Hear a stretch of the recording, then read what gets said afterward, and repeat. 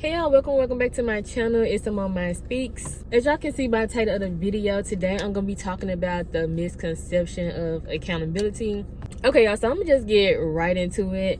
So I'm going to be talking about accountability from the viewpoint of you didn't necessarily do wrong, like you didn't do any wrong to someone, or whatever, but you may have got yourself involved with people or got yourself in situations where there were a lot of red flags present, pretty much. So I think the biggest misconception about taking accountability in situations like those is people feeling like they're being condemned, whether it's by other people or by themselves, and condemnation is two definitions that I found, right? So one is to be declared reprehensible, wrong, or evil, and the other one is to be pronounced guilty and sentenced to punishment. So a lot of people just feel like, oh, like if I take accountability, that means like I did something wrong, or like I'm the bad person in this situation, or you may even feel stupid, you know what I mean? Like, and this kind of relates back to my video I just made about letting go of shame.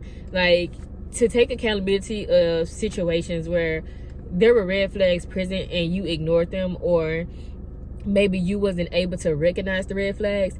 Taking accountability for those situations can feel like, like basically what I said, you could feel like you're being condemned, whether it's by yourself. Most of the time it's ourselves, because we are really hard on ourselves. So most of the time that's where it's coming from, like, oh my god, like how did I not see that, or I should have known better, and blah blah blah blah blah, right? And like I said, a lot of people get caught up in this cycle of thinking like I'm wrong, and it's not that. It's like, stop thinking about it in that kind of a way, because that's not what accountability is.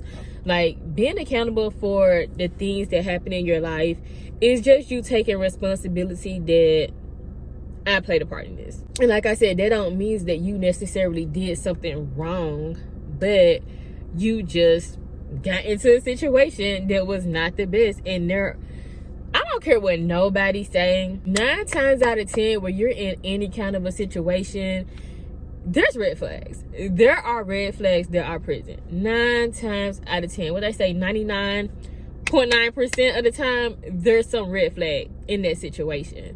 So it's just taking responsibility of the fact that there were signs that this would go left, or there were signs that I wasn't able to recognize that this situation was going to go left. You know what I mean? So I feel like people just need to let go of condemning themselves and feeling like, because I've taken responsibility of the choices that I made in my life, that I'm just a bad person, or I'm wrong. A lot of the times where I see this being where I see people not wanting to take accountability is in relationships, because they're like, oh, well, this person act like this and that and blah blah blah, and like they got tricked, right? But I'm telling you, like, I've been with people who are narcissistic. There were red flags in those situations. Like, I don't care like what y'all be saying, like, there's red flags, period.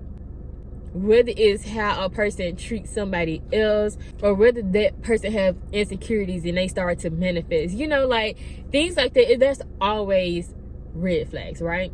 Oh, that's what I lost my train of thought, y'all. But yeah, like in relationships, people get like so on the defense about like, oh, like I don't need to be accountable because this person did me wrong, this person did this to me, this person did that to me.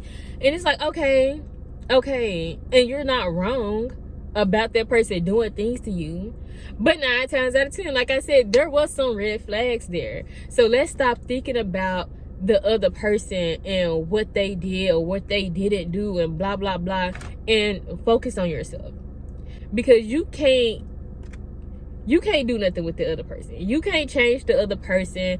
You can't change their actions. You can't go back and change the past. You can't change what happened. You just gotta focus on what you can control, and that's it. And taking accountability helps you move forward in life. It definitely can be hard, but let go of that misconception that you're just wrong or you're a bad person because you have to take accountability for your choices. That's just being a grown-up. Like, that's just being a grown-up.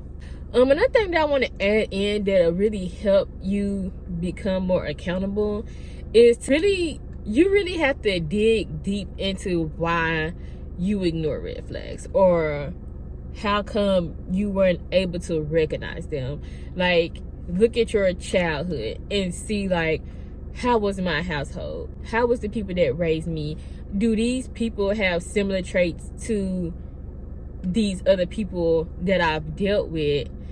And I'm now seeing this is a reflection of what I'm used to. Because that's how most things start off. Like, you've grown up a certain way, so certain behaviors from outside of your household become normalized to you, and they're not.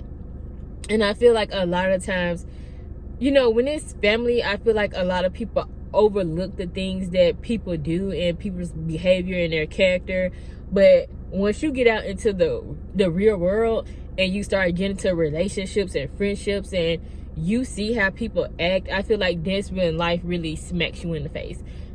I feel like that's how it happened for me. Like, I feel like life really smacked my ass in the face. And I was like, damn.